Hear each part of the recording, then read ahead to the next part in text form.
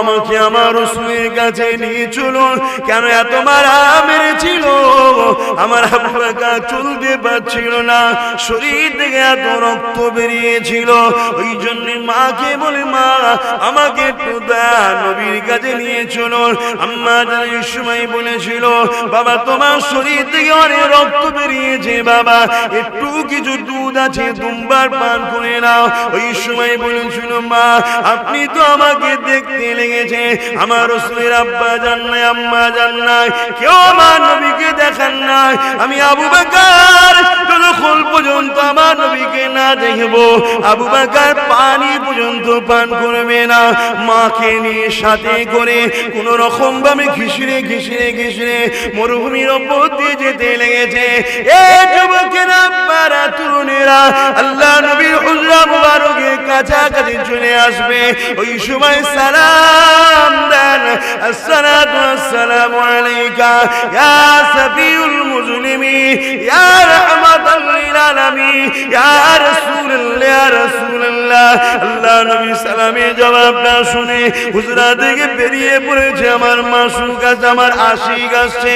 যেই বেরিয়ে পড়ে আবু বকরকে দেখতে লেগেছে, আবু বকর আমার নূরে নবীর চেহারা দেখার পরে প্রেম এমন একটা জোশের জিনিস, দিবানার জিনিস, শরীরের সমস্ত ব্যথা কষ্ট ভুলে যায়, ছুটে গিয়ে আল্লাহ নবী কদম মুবারকের সামনে দাঁড়িয়ে যায়। আল্লাহ নবী দুটো হাতকে খুলে দিয়ে বলে, আসো আমার বুকে লেগে যাও। আল্লাহ নবী সিনা সঙ্গে সিনা লেগে যায়। আল্লাহ নবী বলেছেন, আবু বকর রে, তোমার প্রেম দেখে আল্লাহ পাক আরশে আজিমে ফেরেশতাদের সঙ্গে আলোচনা করে। আহা, এতি বেশির বাপ হারা বা হারা নবী একদিকে অজ্ঞান, আবু বকর সিদ্দিক একদিকে অজ্ঞান। তামিল গোত্রের মানুষ ওই কাবার পাশ দিয়ে যাচ্ছিল, আবু বকর সিদ্দিককে তুলে নিয়ে ঘরে পৌঁছে দিয়েছে, কিন্তু আমার রাসূলকে তারা তুলে নেয়। আহা, যুবকেরা শুনে রেখে দাও, আল্লাহ নবী বাবার মা হারা এতিম সেই নবী আমার কাবার পাশে অজ্ঞান হয়ে পড়ে রইলেন। কে নবী যিনি সারা জীবনটা তোমার আমার জন্য কেঁদেছে?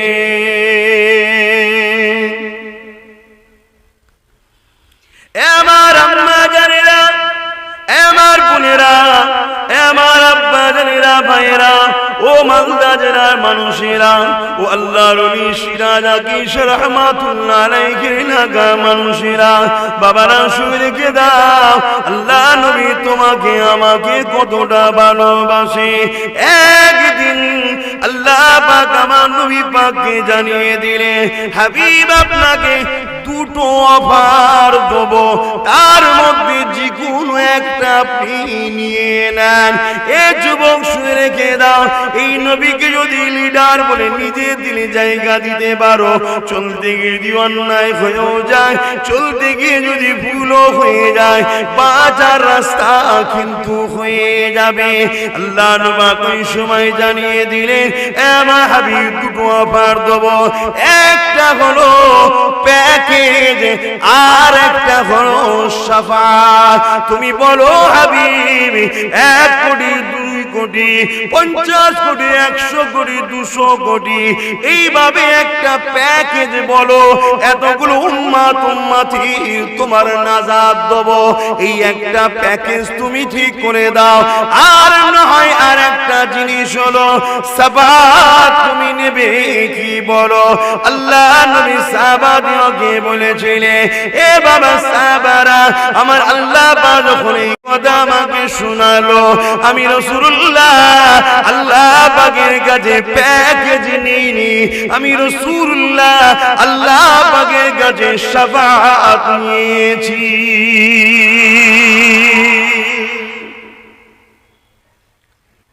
আমি বোঝাতে পারছি? আমার ভাইগুলো বুঝছো তো? কেন এখন তোমাদের পালা আর আমাদের পালা। আমার আব্বাগুলো আমার আব্বাদের কাছে এসেছিলেন, আল্লাহ করে সব বুঝিয়েছে। এখন তোমার আর আমাদের পালা। সাহাবা হুজুররা জিজ্ঞেস করছেন, শোনো যুবকরা, সাহাবা হুজুররা জিজ্ঞেস করছেন যে হুজুর আপনি প্যাকেজ নিলেন না কেন?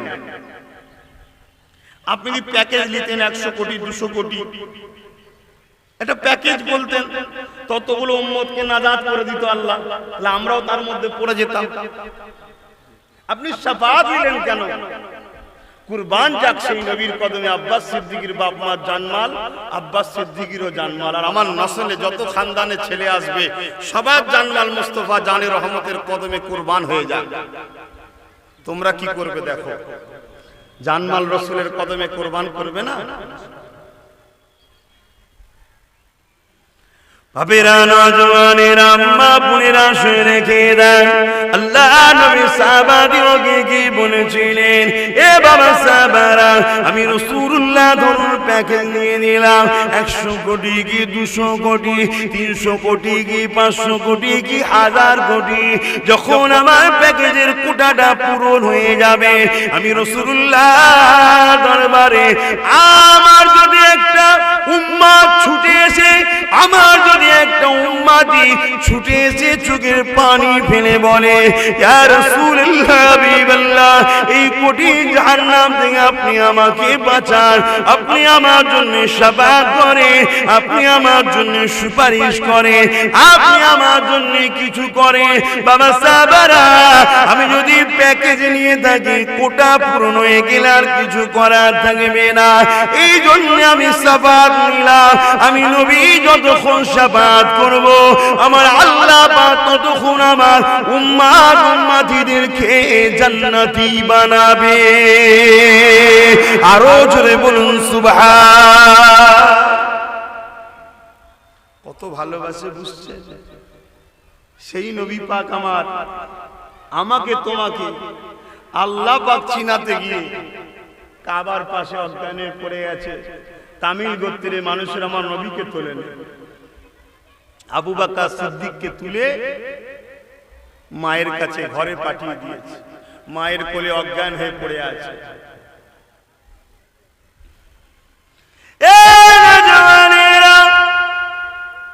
আল্লাহ পাকের মসজিদে আল্লাহ পাকের ফেরেশতারা চলে আসলেন, আমার নবী পাকের নূরে ডানা দিয়ে ছায়া করতে লাগলেন, আমার নবী পাকের হুঁশটা ফিরে যায়। নবী আমার চোখ খোলার পরে কি বলেছিল যুবকেরা শোনো গো, আল্লাহ নবী বলেছিলেন আবু বকর, আবু বকর, আমার আবু বকরকে ডেকেছিল, কিন্তু আবু বকর তো তখনও অজ্ঞানে রয়েছে, ঘরে মায়ের কোলে মাথা দিয়ে অজ্ঞানে পড়ে আছে, তাই নবী পাকের ডাকে সাড়া দিতে পারে না। আমার নবী পাক চোখের পানি ফেলে দিয়ে হুজরার মধ্যে ঢুকে গিয়ে আল্লাহ পাকের দরবারে হাত তুলেছে, ও আমার আল্লাহ আমি মুহাম্মদ বাপকে হারিয়েছি, মাকে হারিয়েছি, আল্লাহ পাক একজনই আমার পাশে দাঁড়ালো, ওই আবু বকরকে আপনি ডেকে নেবেন না, ওই আবু বকরে আপনি হায়াত দিয়ে ওই আবু বকরকে আপনি সাহায্য করুন, ওই আবু বকরকে আমার দিয়ে সরিয়ে দেবেন না। আল্লাহ নবী চাইতে দেরি না, দুয়াটা কবুল হয়ে যায়, মায়ের কোলে হুঁশটা ফিরে যায়, চোখটা খুলেছে। আমার আবু বকর চোখ খুলে কি বলেছিলে, ইয়া উম্মি কাইফা হালুন নবী, আমার আম্মা জান আমার নবী কেমন আছে। প্রেম কাকে বলে দেখো, এদিকে নবী চোখ খুলে আবু বকরকে ডেকেছে, আবু বকর চোখ খুলে রাসূলের খোঁজ নিতে লেগেছে।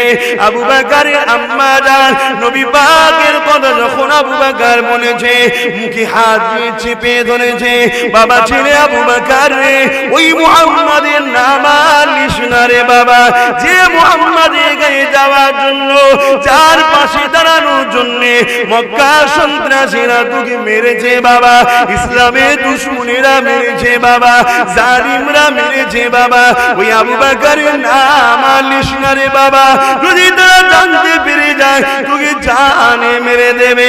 আস্তে করে মায়ের হাত থেকে সরিয়ে দে। আবু বকর সিদ্দিক কি বলেছিল, মা যেমন পানি ছাড়া মাছ বাঁচতে পারে না, আমি আবু বকর মুহাম্মদ রাসূল ছাড়া বাঁচব না।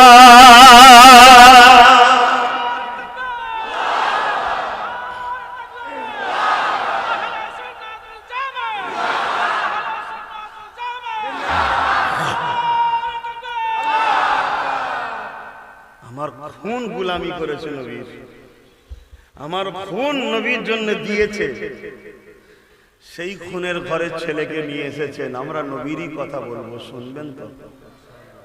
আল্লাহ কত ভালোবাসে আমার রাসূলকে, সেই নবী আবার আমাদেরকে কত ভালোবাসে।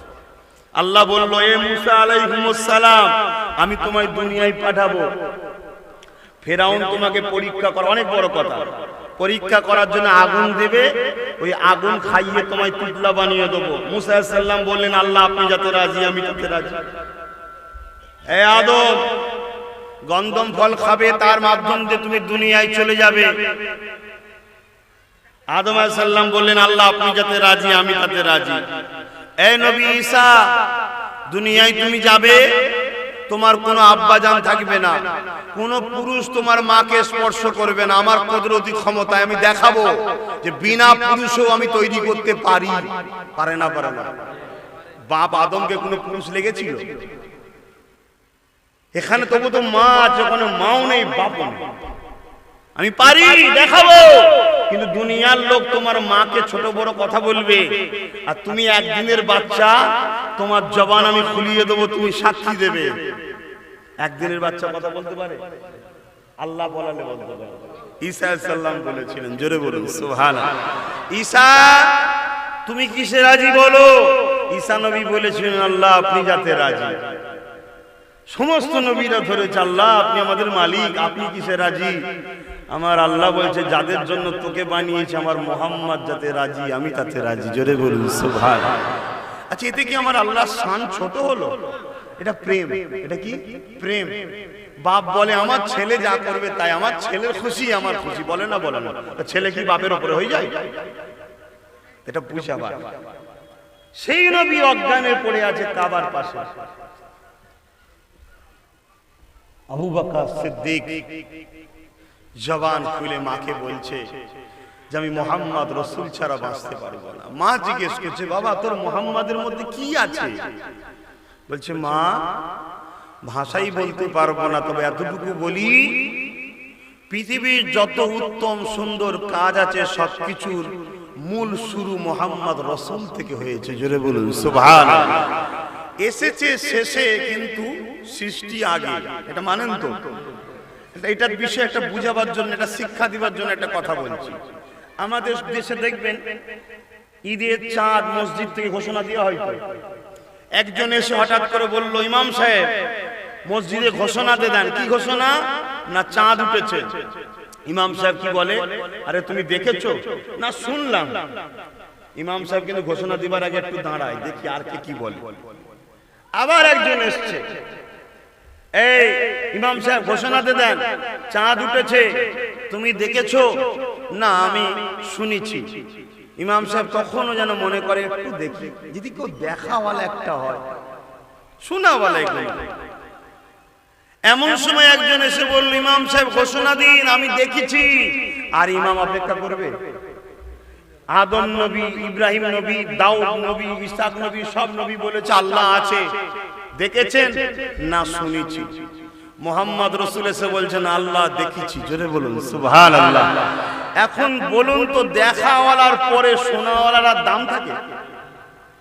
তা যদি এখন কেউ এসে বলে আল্লাহ আছে, আমরা বলবো দেখেছেন না শুনেছি, তখন কি বলবে দুনিয়া? যে দেখাওয়ালা যখন এসে গেছে, শোনাওয়ালার আর কি দাম রইল? আপনি শোনাওয়ালার সময় আসতে হয়।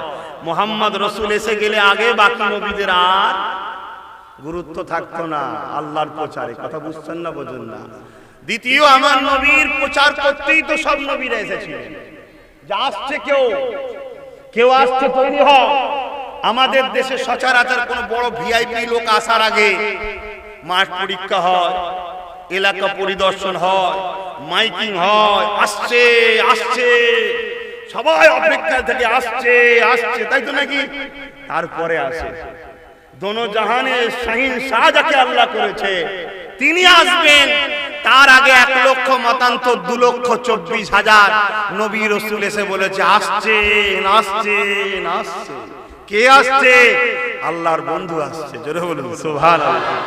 হায় রে কপাল, আমরা সেই দোস্তকে পেয়েছি যার জন্য আমরা আল্লাহকে কিছু দিইনি যে আল্লাহ স্পেশাল কোটায় কিছু রাখো, আমাকে নবীর উম্মত করো। দিয়েছেন নাকি? তিনি ভালোবেসে বানিয়েছেন। তাহলে ভালো না বাসলে কেন দেবে? একটু লাইনে থাকো আমার যুবক ভাইরা, হালকা বয়সে পিরিগিরি হয়ে যায়, লাইন ছেড়ে দিবে। তোমার লাইন হলো মোহাম্মদ রসুলের লাইন, ঠিক না বেঠিক? এটা মাথায় রেখে দিও। হযরত আবু বকর সিদ্দিক সময় মাকে বললেন, মা, আল্লাহ নবী বিষয় কি আপনাকে বলবো? পৃথিবীর সমস্ত উত্তম কাজ তিনার থেকে শুরু।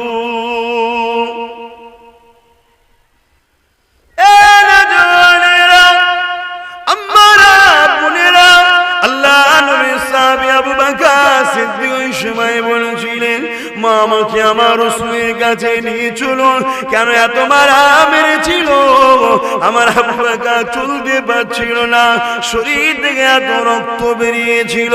ওই জন্য মাকে বলে, মা আমাকে একটু নবীর কাছে নিয়ে চলুন। আম্মা জান এই সময় বলেছিল, বাবা তোমার শরীর থেকে অনেক রক্ত বেরিয়েছে, বাবা একটু কিছু দুধ আছে দুম্বার পান করে নাও। ওই সময় বলেছিল, মা আপনি তো আমাকে দেখতে লেগেছে, আমার রাসূলের আব্বা জান নাই, আম্মা জান নাই, কেউ আমার নবীকে দেখান নাই, আমি আবু বকর যতক্ষণ পর্যন্ত আমার নবীকে না দেখবো আবু বকর পানি পর্যন্ত পান করবে না। মাকে নিয়ে সাথে করে কোন রকম ভাবে ঘিসড়ে ঘিসড়ে ঘিসড়ে মরুভূমির ওপর দিয়ে যেতে লেগেছে। এ যুবকেরা, আপনারা তরুণেরা, আল্লাহ নবীর হুজরা মুবারকের কাছাকাছি চলে আসবে, ওই সময় সালাম দেন, আসসালাতু ওয়াসসালামু আলাইকা ইয়া সাফিউল মুজলিমিন ইয়া রাহমাতাল লিল আলামিন ইয়া রাসূলুল্লাহ ইয়া রাসূলুল্লাহ। আল্লাহ নবী সালামের জবাবটা শুনে হুজরা থেকে বেরিয়ে পড়েছে আমার মাসুক আছে, আমার আশিক আসছে, যেই বেরিয়ে পড়ে আবু বকরকে দেখতে লেগেছে। আবু বকর আমার নূরে নবীর চেহারা দেখার পরে প্রেম এমন একটা জোশের জিনিস, দিবানার জিনিস, শরীরের সমস্ত ব্যথা কষ্ট ভুলে যায়, ছুটে গিয়ে আল্লাহ নবীর কদম মুবারকের সামনে দাঁড়িয়ে যায়। আল্লাহ নবী দুটো হাতকে খুলে দিয়ে বলে, আসো বাবা আমার বুকে লেগে যাও। আল্লাহ নবী সিনা সঙ্গে সিনা লেগে যায়। আল্লাহ নবী বলেছেন, আবু বকর রে, তোমার প্রেম দেখে আল্লাহ পাক আরশে আজিমে ফেরেশতাদের সঙ্গে আলোচনা করে।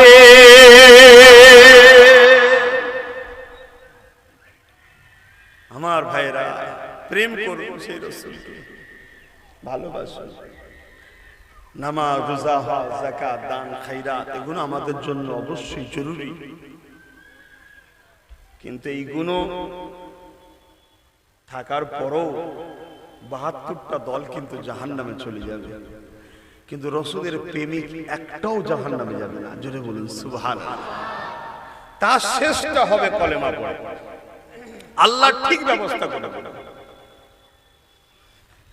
একদিন নবী পাকের দরবারে সাহাবা হুজুররা বসে আছেন, এক একজন এক একটা কথা বলছে, আর রাসূলুল্লাহ আমাকে বড় ভালো লাগে রাত জেগে নামাজ পড়তে। কেউ বলছেন হুজুর আমাকে দান খায়রাত করতে ভালো লাগে, কেউ বলছে হুজুর আমাকে রোজা রাখতে ভালো লাগে। হযরত আবু বকর সিদ্দিক দাঁড়িয়ে গিয়ে বলে, হুজুর আমাকে একটু ইজাজত দেবেন, আমি কিছু বলবো। আমাকে তিনটে জিনিস ভালো লাগে।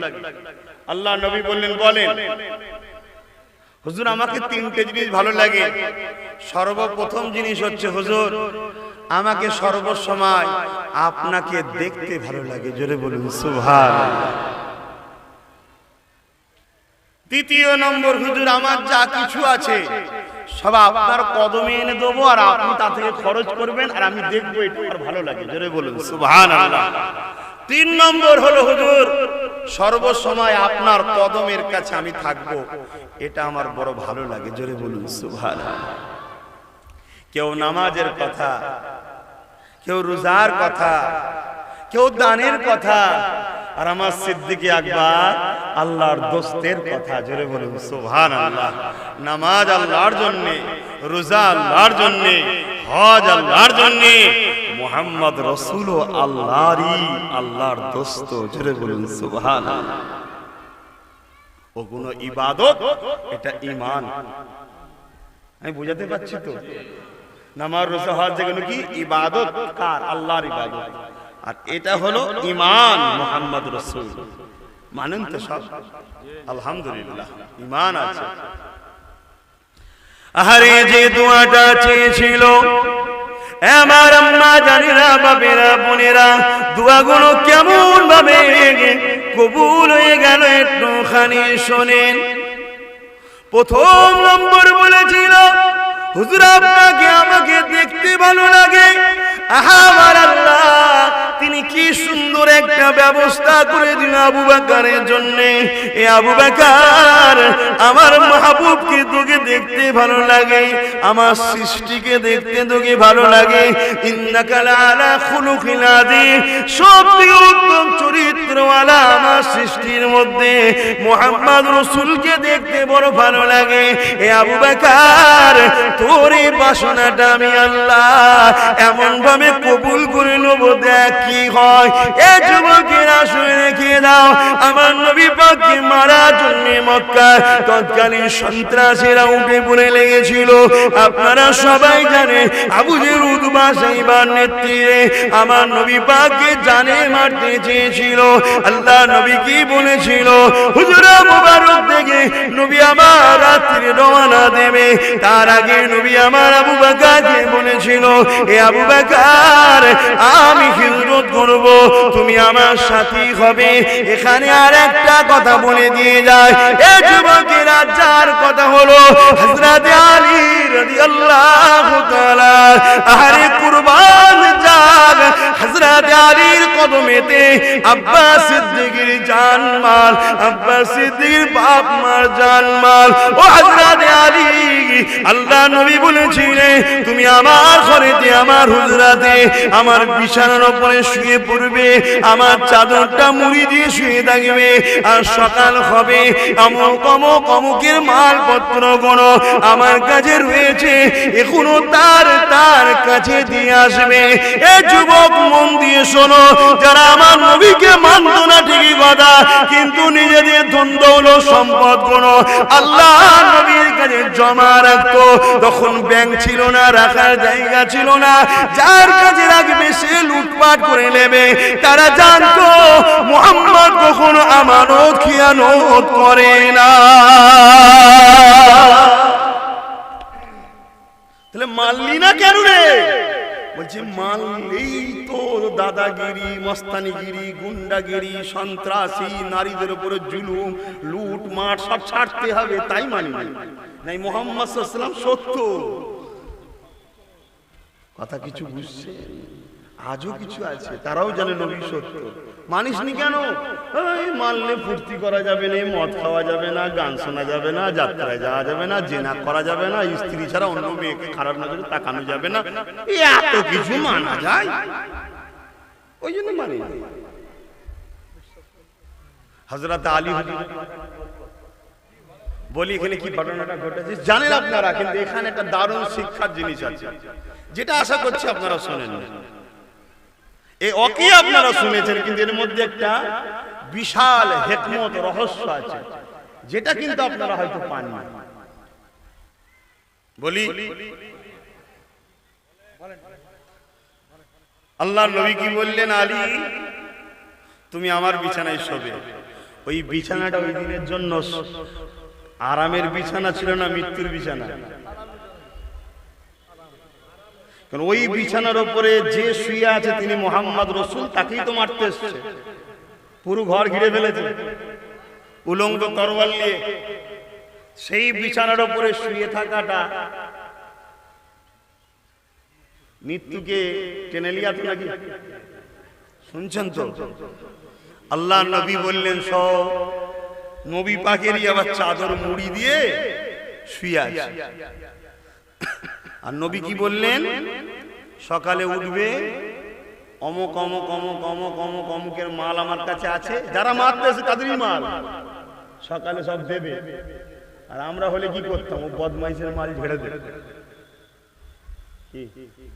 আল্লাহর কাছে জবাব দিতে হবে। মুসলমান তো সে জান চলে যাবে তো জবান চলে যাবে না, জবানের কোনো পরিবর্তন হবে না, জবান তো জবান।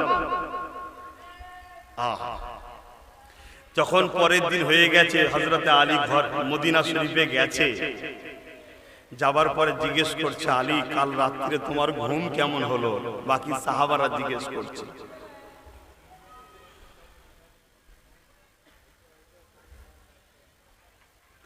কালকে তোমার ঘুমটা কেমন হলো? বাকি সাহাবারা জিজ্ঞেস করছে।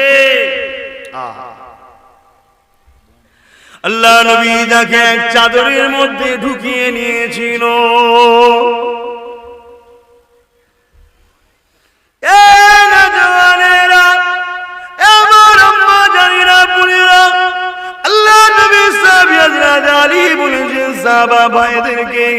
কেন কি জন্য আপনি বলেন না? ওই বিছানায় যে শুয়ে থাকে তিনি তো আমাদের নবী, ওই চাদরটা যিনি ব্যবহার করে তিনি তো আমাদের নবী।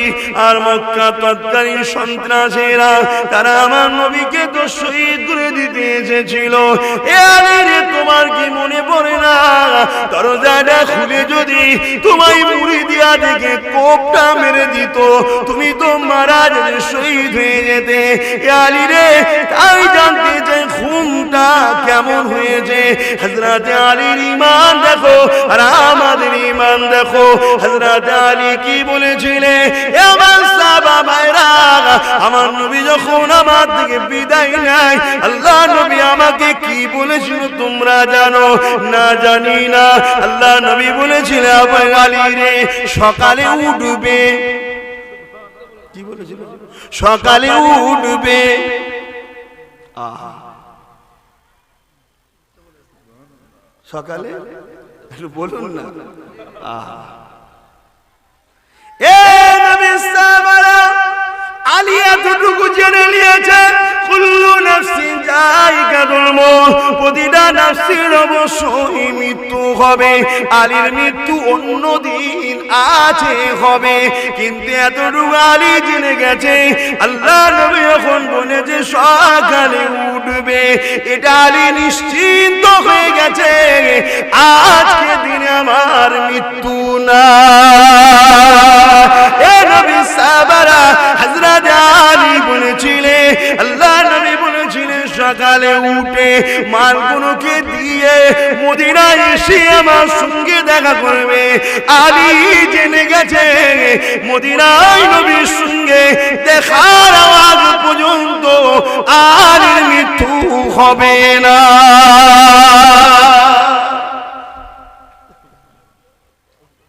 কি ঈমান!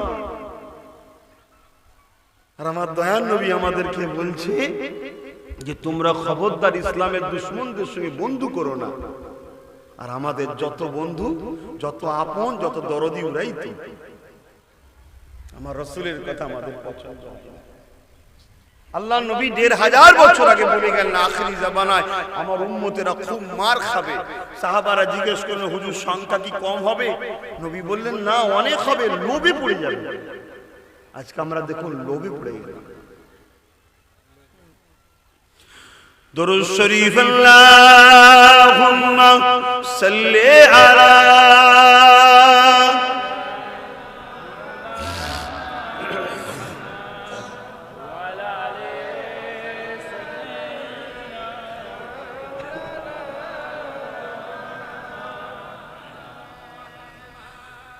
দেখি নাই তোমারে কোনদিন, তবু আছো হৃদয়ে অমলিন। দেখি নাই তোমারে কোনদিন, কোনদিন, কোনদিন, কোনদিন। হে নবী, নবীজি আমার, তুমি আছো হৃদয়ের গভীরে, তুমি আছো হৃদয়ের গভীরে। ভুলবো তোমায় বলো কি করে? কোরআনের পথ যত চিনেছি, হে নবী তোমায় তত চিনেছি। কোরআনের পথ যত খুঁজেছি,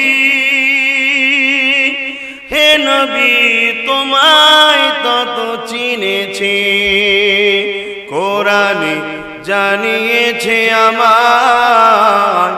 ওয়ারাফা'না লাকা যিকরাক, হে নবী নবীজি আমার, তুমি আছো হৃদয়ের গভীরে। আল্লাহুম্মা সাল্লি আলা।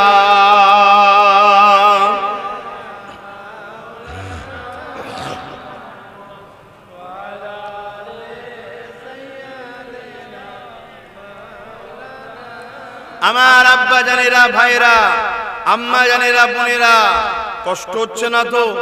আর একটু বলি, শুধু শুনবেন, আমার রসুলের সেই কলেমার ঝান্ডাকে আগিয়ে নিয়ে যাবেন না? আপনি ভেবে দেখুন, আল্লাহ নবী কত কষ্ট করলেন এই কলেমার জন্য। হযরত সিদ্দিক আকবর মার খেলো, আল্লাহ রসুল মার খেলেন এই কলেমার জন্য। নবী পাককে মক্কা নিজের মাতৃভূমি ছেড়ে দিয়ে ইয়াসরিব মদিনাতে চলে যেতে হলো। এ যুবক, নিঃশ্বাসের কোনো বিশ্বাস নেই।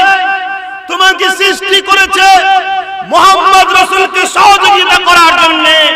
কখনো যদি নবীর কলেমার ঝান্ডার জন্য তোমার জান লাগে জান দিতে হবে, তোমার মাল লাগে মাল দিতে হবে, ওই সময় তুমি যদি পিছিয়ে যাও, আমার আল্লাহ তোমার দায়িত্ব বরবাদ করে দেবে, তোমার আখিরাত অন্ধকার হয়ে যাবে। আর তুমি যদি কলেমার পক্ষে, রাসূলের পক্ষে, দ্বীনের পক্ষে কলেমার ঝান্ডা ধরে আগিয়ে যাও, এই জমিনেও তোমাকে কিয়ামত পর্যন্ত স্মরণ করা হবে। আর আমার আল্লাহ তোমার জন্য বিশাল জান্নাতের দরজা খুলে দেবে। জোরে বলুন সুবহান। আমার আম্মা বোনেরা, আপনারা আপনাদের বাচ্চাদেরকে কি শিক্ষা দেন আমি জানি না। ডাক্তারের প্রয়োজন আছে করুন, জজের প্রয়োজন আছে করুন, উকিলের প্রয়োজন আছে করুন, আইপিএস অফিসার পুলিশের প্রয়োজন আছে করুন, বিভিন্ন ব্যবসায়ীর প্রয়োজন আছে করুন। কিন্তু একটা কথা আমার আম্মা বোনেরা মনে রাখবেন, আপনার কাছে আমার আল্লাহ তার সৃষ্টি একটা বান্দা দিয়েছে, ওটা আপনার নয়, ওটা আমার আল্লাহর। আপনার ডিউটি হলো আপনার ওই ঘরের সন্তানটাকে মুস্তাফার গোলাম তৈরি করা, মুস্তাফার দ্বীনের জন্য জান কুরবানি করার ট্রেনিং দেওয়া। যদি আপনি না দিতে পারেন, কিয়ামতের দিন আল্লাহ আপনাকে জাহান্নামে দেবে। আর যদি আপনি তৈরি করে যেতে পারেন, আপনার দুনিয়ার কোনো কাজে যদি ভুল হয়ে যায়, কিয়ামতের দিনে ওই মুস্তাফার গোলাম বাচ্চা যাকে তৈরি করেছেন, ওই বাচ্চা আপনার হাত ধরে জান্নাতে নিয়ে যাবে। জয় বলুন সুবহান।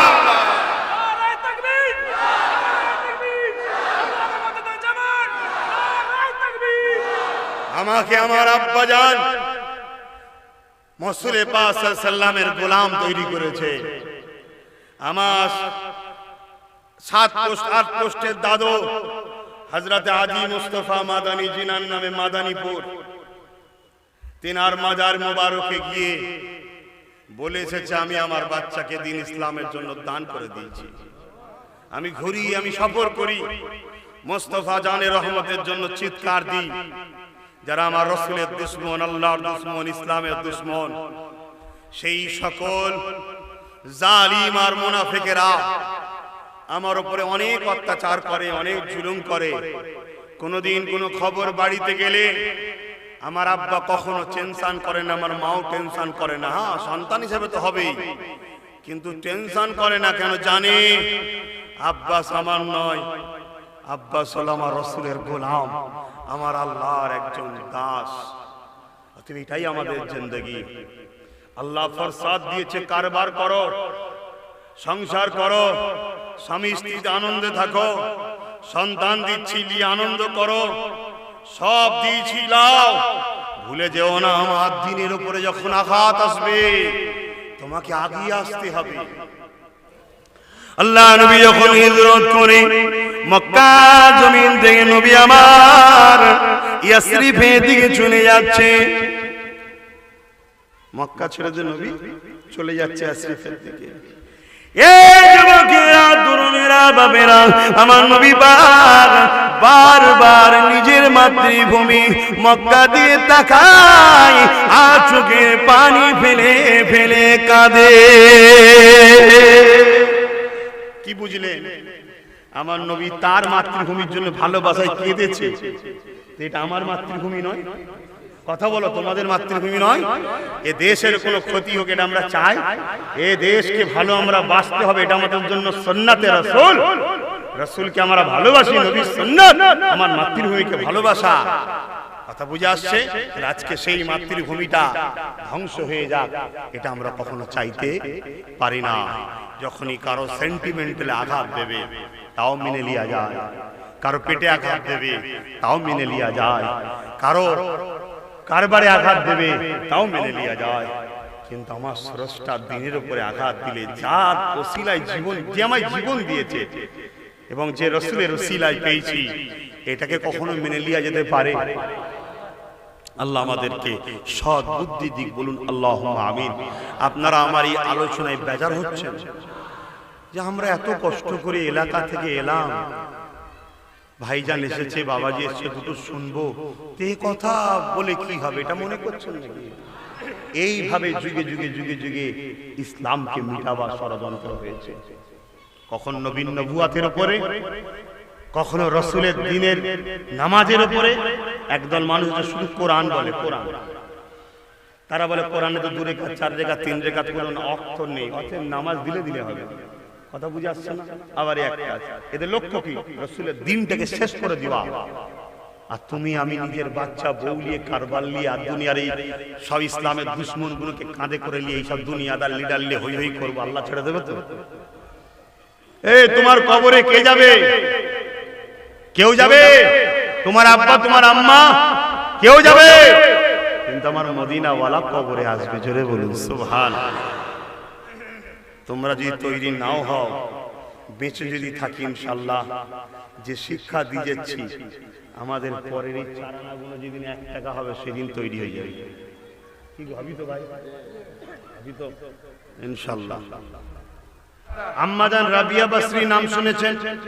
একজন নেক বান্দি ছিলেন। এমন সময়, শোনেন মন দিয়ে, আমার আম্মারা বিশেষ করে শোনেন, আহা, আম্মাজান রাবিয়া বসরি, আমার আম্মা বোনেরা শোনেন, রাবিয়া বসরি হুজুরের দরবারে একদিন এক মুসাফির এসেছে। মুসাফির, তেনার কাছে 9টা রুটি ছিল। মন দিয়ে শোনেন, ইমানের তাকত হবে। 9টা রুটি ছিল, 9টা রুটি ওই মুসাফিরকে দিয়ে দিয়েছেন। জোরে বলুন সুবহানাল্লাহ। আম্মা জানের সাথে একজন আরেক মহিলা ছিলেন, তিনি বলছেন, মা আপনি 9টা রুটি দিয়ে ফেললেন, খাবো কি আমরা? আম্মা জান বললেন, আমার আল্লাহ বলেছে একের বিনিময়ে 10, অতএব 90টা রুটি আসবে, এটা আমার ঈমান। জোরে বলুন সুবহানাল্লাহ। কিছুক্ষণ পরে একজন লোক দরজায় এসেছে, মা অমুক রাজা দরবার থেকে এসেছি, আপনার জন্য 70 বা দুটো ইখতিলা 80টা রুটি পাঠিয়েছে। বলছেন না, এটা আমাকে পাঠায়নি। কেন পাঠায়নি? কারণ 90টা যখন নয়, আমার জন্য নয়। কতটা ঈমান দেখুন। আবার একজন এসে বললেন, অমুক রাজা আপনার জন্য 90টা রুটি নজরানা দিয়েছে, তখন তিনি অ্যাকসেপ্ট করলেন। জোরে বলুন সুবহানাল্লাহ। আমার আম্মা বোনেরা, বাচ্চার কথা একটুখানি শুনেন। আজ দুনিয়া সন্ত্রাসীরা, আজ দুনিয়ার জালিমেরা, আজ ইসলামের দুশমনেরা আবার নতুন করে চক্রান্ত শুরু করেছে। তারা পুরুষগুলোকে তো খারাপে নেভিয়ে দিয়েছে। মা বোনেরা, এবারে তোমাদের ঘরে টার্গেট করেছে।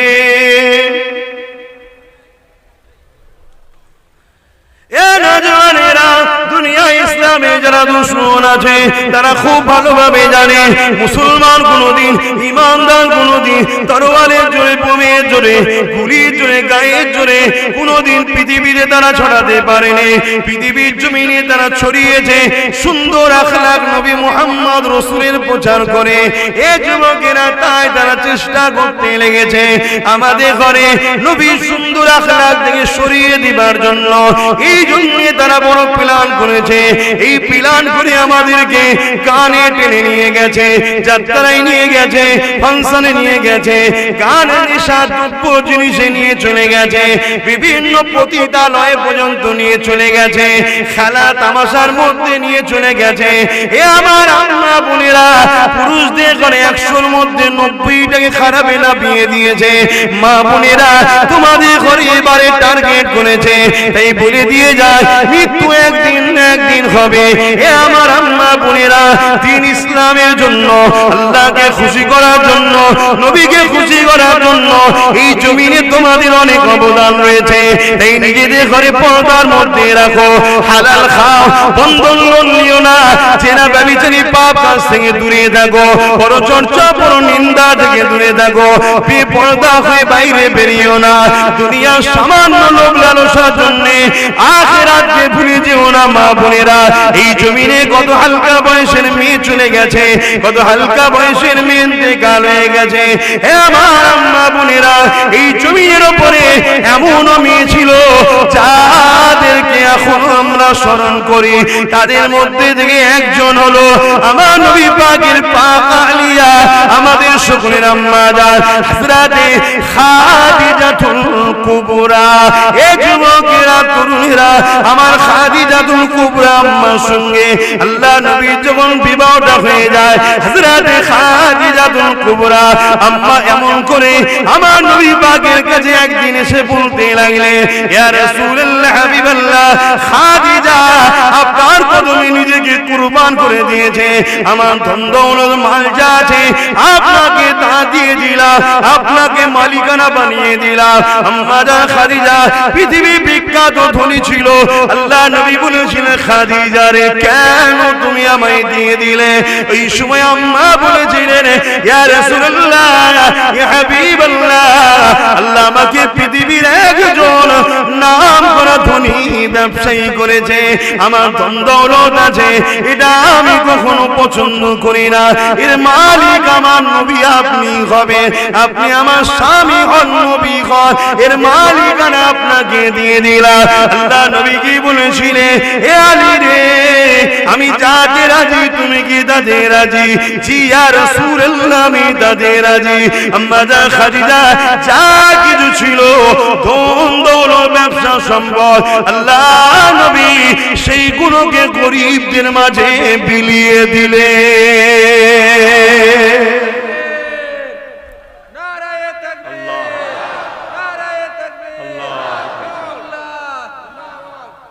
আজকে ভাবুন, সব দিলে যারা জান্নাতের সার্টিফিকেট আগে থেকে পেয়ে আছে, আমাদের তো কিছু কিছু দান করতে হবে। সময় অনেকে দিতে পারে না, কিন্তু ইসলামিক ফান্ডে সহযোগিতা করা দরকার।